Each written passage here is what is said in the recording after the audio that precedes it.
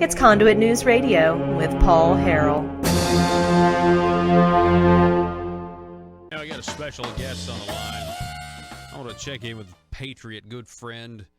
We got former Justice of the Peace, Lane Scott, is on the phone with us. Lane, I understand you're running for the city council of the city of Russellville, right?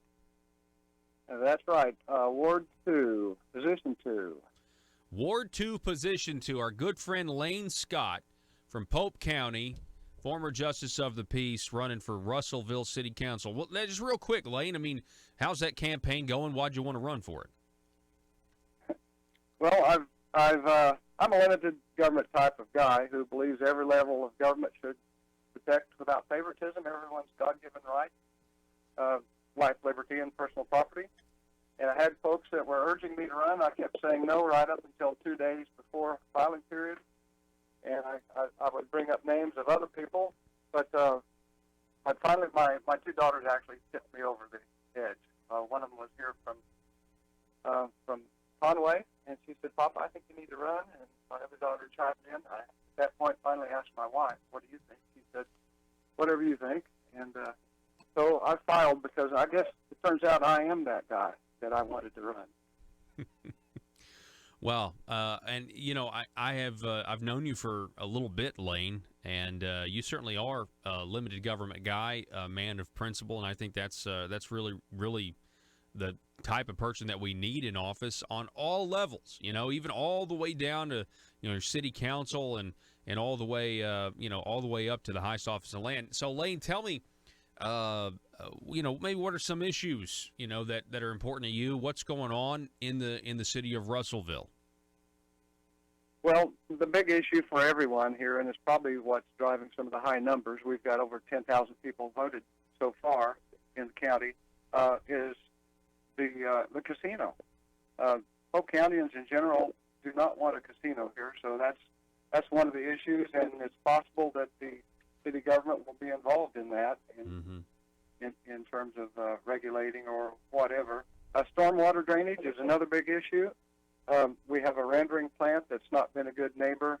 They're not confining their objectionable odors to their property.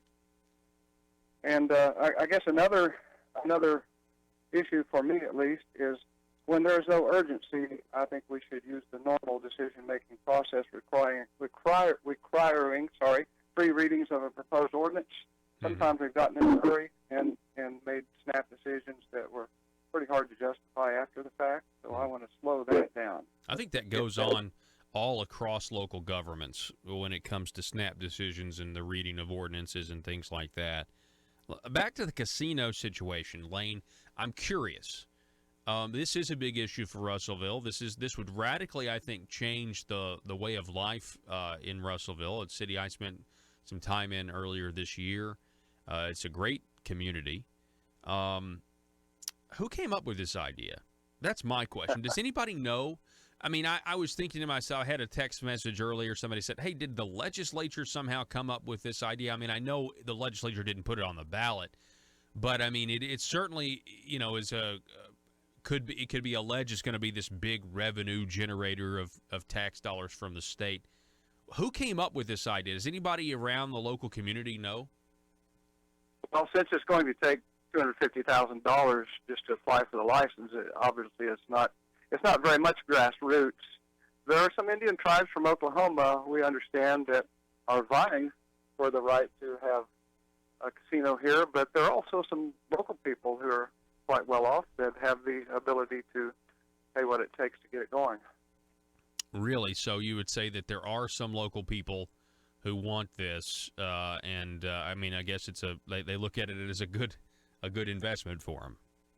Yeah, I'm not at all saying that it's a large number of people. I think it's a very small number of people, and they might, in their own minds, think that it's good for the community, but it certainly would be good for their pocketbook. Mm-hmm. Yeah.